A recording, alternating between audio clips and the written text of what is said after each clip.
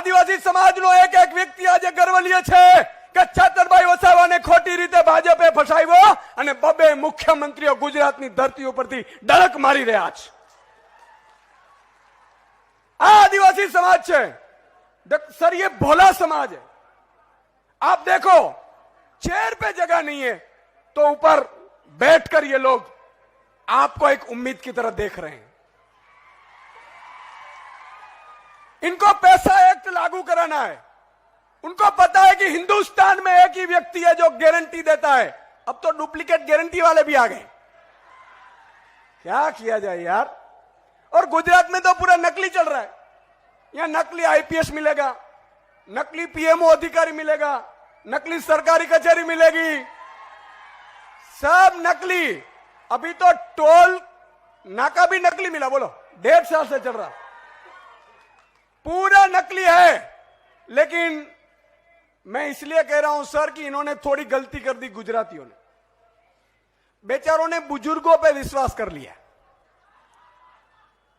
अब बेचारे 60-65 साल के हैं, 70 साल के, उनको आराम की जरूरत है। उन्होंने उनको मुख्यमंत्री बना दिया। लेकिन चिंता करने की बात नहीं है। 1 साल गुजर गया है और शेर वापस आ गया है। अब देखो कैसे पूंजी बजाते हैं। याद रखना, आदिवासी समाज अंग्रेजों के सामने झुका नहीं है तो तुम्हारी क्या औकात है। ये वो समाज है जो अंग्रेजों को भी बोल देता था कि यहां से निकलना है ना तो गोरे सरकार चुपचाप आदिवासी समाज को नमन करके निकलना है। अब उनको पता चला, डालने गए थे जेल में, करने गए थे शिकार, लेकिन 2 मुख्यमंत्री चेतरभाई के समर्थन में आकर भाजपा का ही शिकार कर लिया। કરી લીધું કે નહીં? એક મિત્રો મારે આપને વચન આપવો છે, તમારે મને કહેવું પડશે। જળ જંગલ જમીન આદિવાસીની મૂળ આદિવાસી સમાજ ભાજપના આટલા નેતા થયા, તમારા અને મારા બાળકને જળ જંગલ જમીન માટે અપાવી શક્યા છે? પૈસા એક્ટ લાગુ કરી શક્યા છે? અનુસૂચિ 5 લાગુ કરી શક્યા છે? तो मित्रों चेतरभाई आना माटे लड़ता था। भाजपे चेतरभाई ने धमकीओ आपी, पण एमने खबर नथी गुजरातनो चित्तो छे, चित्तो। अने गुजरातना चित्ता पर नजर करता पहला एमने 100 वार विचारवानी जरूर हती।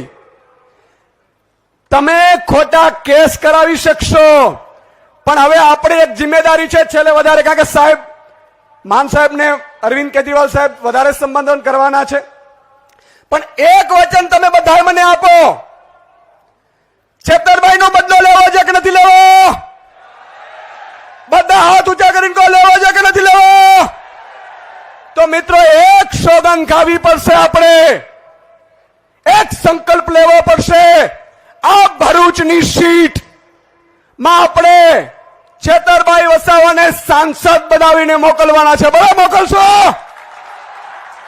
तो एक व्यक्ति खाली 10 व्यक्ति ने जागृत करे અને મતદાન કરાવવા લઈ જાય, આટલું કરશો?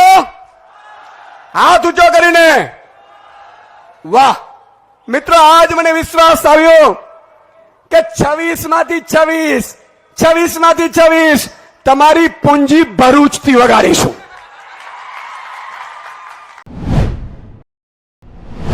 જય આદિવાસી।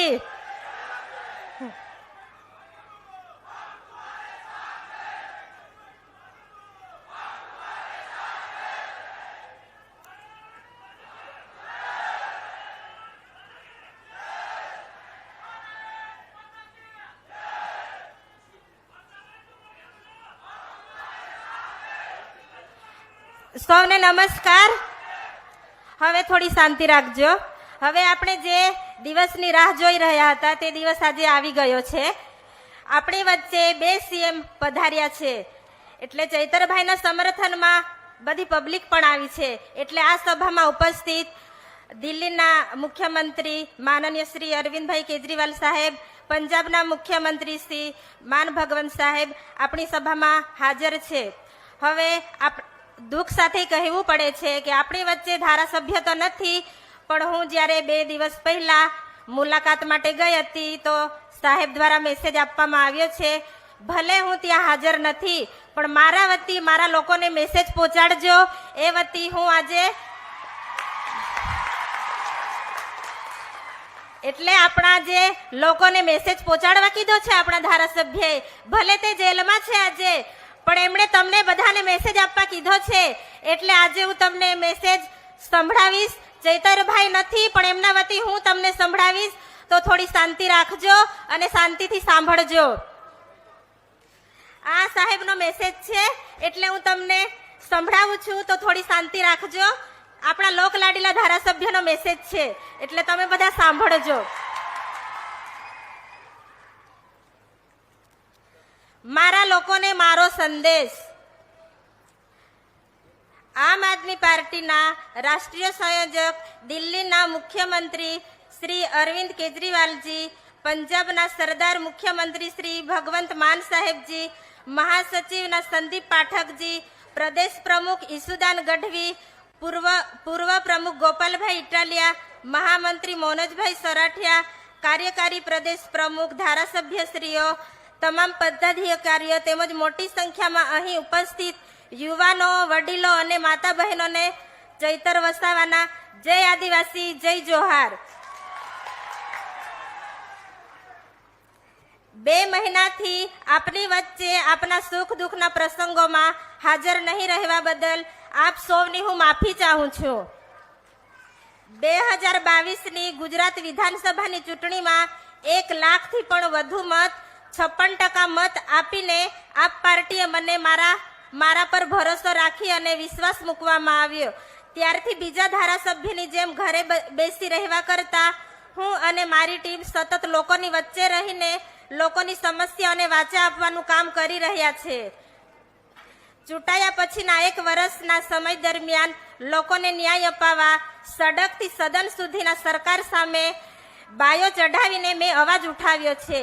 જેમ કે શાળાઓમાં પૂરતા ઓરડાઓ નથી, શિક્ષકો હોવા જોઈએ, હોસ્પિટલોમાં પૂરતા સાધનો, સ્ટાફ નથી, ગ્રામ્ય વિસ્તારમાં પૂરતી સુવિધાઓ નથી, પૂરતી લાઇટો નથી, સારા રોડ રસ્તા નથી, પુલો નથી, કનેક્ટિવિટી નથી, આદિવાસી વિસ્તારમાં સિંચાઈના પાણી પીવાની સુવિધા, સ્થાનિક લોકોને જીઆઈડીસીમાં કાયમી નોકરી, આદિવાસી વિદ્યાર્થીઓને ઉચ્ચ અભ્યાસ માટે ફ્રીશીપ કાર્ડ અને 2022-23ની શિષ્યવૃત્તિ માટે આ વિસ્તારમાં ચાલતા નકલી દારૂ બંધ કરાવવા, ટ્રાઇબલ અને જંગલ ખાતામાં ચાલતા ભ્રષ્ટાચાર, ટીએસપી સિંચાઈ વિભાગના નકલી કચેરીઓના ભ્રષ્ટાચાર, ટેટ-ટાટ પાસ ઉમેદવારોને કાયમી શિક્ષકોની ભરતી, નર્મદા ડેમમાંથી માનવ સર્જિત પૂરમાં રાહતની કામગીરી, NH-56 દિલ્હી મુંબઈની 4 લેન લાઇન જમીન સંપાદનોનો વિરોધ, વન અધિકારી અધિનિયમ 2006ના પેન્ડિંગ દાવા વિરોધ, એસટીના ખોટા જાતિના પ્રમાણપત્ર, યુસીસી, મણિપુરની હિંસાનો વિરોધ, પેસા એક્ટ, અનુસૂચિ 5ની ચુસ્ત અમલવારી, સ્ટેચ્યુ ઓફ યુનિટીના નામે આદિવાસીઓનું વિસ્થાપન કર્યું છે તથા જળ, જંગલ, જમીન અને ખનિજો પરના આદિવાસીઓના અધિકારો આબાદિત રહે, અસ્તિત્વ, સંસ્કૃતિ, પરંપરાઓ ટકી રહે તે માટે હું અને મારી ટીમ જાગૃતિ પણ ફેલાવી રહ્યા છે, જે સરકાર અને ભાજપના નેતાઓને ગમતું નથી. શરૂઆતથી લઈ અત્યાર સુધી ભાજપમાં લઈ જવાના અનેક પ્રયાસો કરવામાં આવ્યા છે. સામ, દામ, દંડ અને ભેદની નીતિ અપનાવવામાં આવી છે. હવે ખોટા કેસો કરીને મને અને મારી પત્ની શકુંતલાબેન વસાવા સહિત મારા પરિવારને હેરાન કરવામાં આવી રહ્યા છે. આ અગાઉ પણ ભાજપના નેતાઓ દ્વારા મારું ધારાસભ્ય પદ રદ કરાવવા હાઈકોર્ટમાં પિટિશન દાખલ કરવામાં આવી હતી. લાંબી લડત બાદ મારી જીત થઈ. આદિવાસી સમાજમાંથી આવનાર આ નાની ઉંમરનો યુવાન સરકાર સામે સડકથી સદન સુધીના સામે બોલે છે એ ગમતું નથી. તેથી તેનો અવાજ દબાવી દેવા માટે ભાજપમાં રહેલા આપણા સમાજના નેતાઓ પણ જાણે છે, છતાં હાથો બની રહ્યા છે. સમાજ માટે ખુલીને બોલવા તૈયાર નથી. 2024ની લોકસભાની ચૂંટણી નજીક હોવાથી 2019ની જેમ ચૂંટણી પતે ત્યાં સુધી ભાજપ સરકાર મને જેલમાં રાખવા મથે છે, પરંતુ મને દેશના સંવિધાન અને ન્યાય પ્રણાલી પર પૂરો વિશ્વાસ છે. અમારી સાથે ન્યાય થશે. અમે ટૂંક સમયમાં જ આપ સૌની વચ્ચે હોઈશું અને સૌ સાથે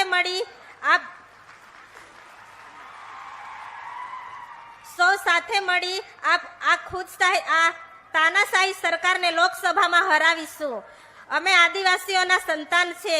અમારા પૂર્વજોએ અંગ્રેજોની ગુલામી પણ સ્વીકારી નથી. અમે ક્યારે ડરવાના નથી. આદિવાસી સમાજ અને ગુજરાતની પ્રજા માટે અમારો સંઘર્ષ ચાલુ રહેશે. છેલ્લા શ્વાસ સુધી લડીશું. ભલે હું જેલમાં છું, પણ હું મારા લોકો માટે લડતો રહીશ. ગુજરાતના ખૂણે ખૂણામાં આમ આદમી પાર્ટીની વિચારધારાઓને પહોંચાડીશું. આપ સૌનો સહકાર મળતો રહે એવી આશા રાખું છું. આપનો સહકાર એ જ મારી તાકાત છે.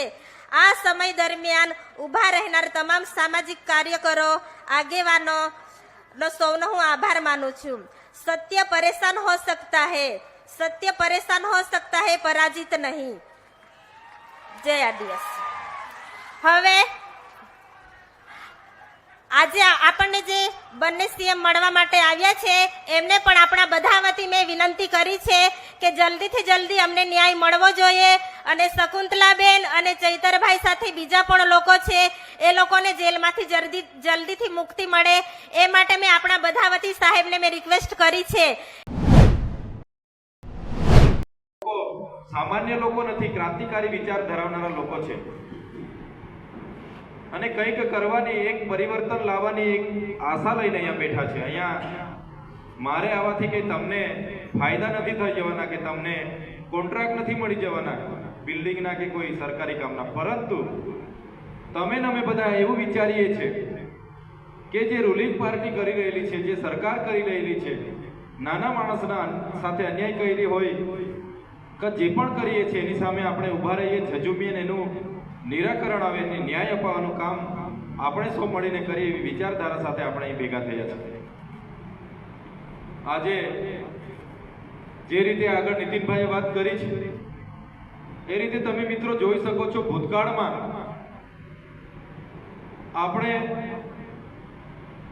એક પોતાની ઓળખાણ આદિવાસી તરીકે આપવા માટે આપણે મૂંઝવાતા હતા, શરમમાં મુકાતા હતા.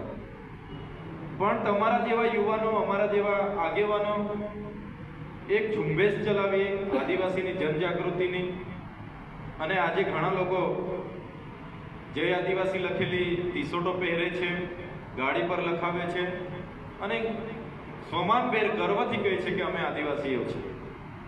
અને એના જ ભાગરૂપે નેત્રંગમાં આવનાર 15મી તારીખે 15મી નવેમ્બરે ત્યાંના સ્થાનિક આગેવાન જે શેરખાનભાઈ પઠાણ છે, એમની ટીમ છે અને આપણી ટીમ, આદિવાસી સમાજની ટીમ અને બીજા ઘણા ત્યાંના પટેલ વેપારીઓ છે, ત્યાંના અગ્રવાલ વેપારી છે, બધાની સાથે સંકલન કરીને બિન રાજકીય રીતે તમામ પક્ષના આગેવાનો ભેગા મળીને આપણે આ વિસ્તારોમાં બિરસા મુંડા ભગવાનના જીવનમાંથી સૌ પ્રેરણા લઈ આગળ વધે, એમણે દેશના આઝાદીમાં જે યોગદાન આપ્યું છે, યોગદાને યાદ કરવામાં આવે એ ભાવના સાથે એક આપણે સ્ટેચ્યુ નેત્રંગ ચોકડી પાસે મૂકવા માટેનું એક આયોજન કરી રહેલા છે. અને એ આયોજનના ભાગરૂપે આજે આપણે સૌ મળ્યા છે. સાથે સાથે બીજો મુદ્દો આપણો એ છે કે સૌથી વધારે જો કુરિવાજ હોય, અંધશ્રદ્ધા હોય, વ્યસનો હોય અને અંદરો અંદર લડાઈને માથા તોડવાની વાત આપણા સમાજમાં વધારે થતી હોય છે. તો આજે તમને મેન આગેવાનોને અમે સિલેક્ટ કરીને આમંત્રણ આપીને અહીંયા બોલાવ્યા છે કે આવનાર દિવસમાં હું પણ આવીશ. આપણે એ નાના મહોલ્લામાં ત્યાં જઈને આપણે મિટિંગો કરવાની છે, એમનામાં જાગૃતિ લાવવાની છે, એમનામાંથી કુટેવો દૂર કરવાની છે, વ્યસનો દૂર કરવાના છે, એમનામાંથી અંધશ્રદ્ધાઓ દૂર કરવાની છે અને ત્યાં બાળકોના શિક્ષણ પર વધુ ને વધુ ધ્યાન અપાય એ તરફ એમને જનજાગૃતિની આપણે સૌએ સાથે મળીને મિટિંગ કરવાની છે. એ પણ આપણે કરીશું. એટલે એ ભાવ સાથે આજે આપણે બધા મળ્યા છે. સાથે સાથે જે રીતે નીતિનભાઈએ કીધું, આપણે સમાજ સેવા કરવાનું તો વિચારી શકીએ છીએ, નાના માણસ સાથે પ્રશાસન અન્યાય કરે છે તો લડવાનું વિચારીએ છીએ, પણ જ્યાં સુધી આપણે સત્તામાં ના હોઈએ, જ્યાં સુધી આપણે પાવરમાં ના હોઈએ, ત્યાં સુધી એ બધું નકામું છે. રાજકારણ, રાજનીતિ એવી વસ્તુ છે, કોઈ પણ જગ્યા પર તમારે જો સેવા કરવી હશે તો રાજસત્તા પણ હોવી જરૂરી છે. આ એક કી પોઈન્ટ છે કે જેના થકી તમે સારામાં સારી સેવા કરી શકો છો.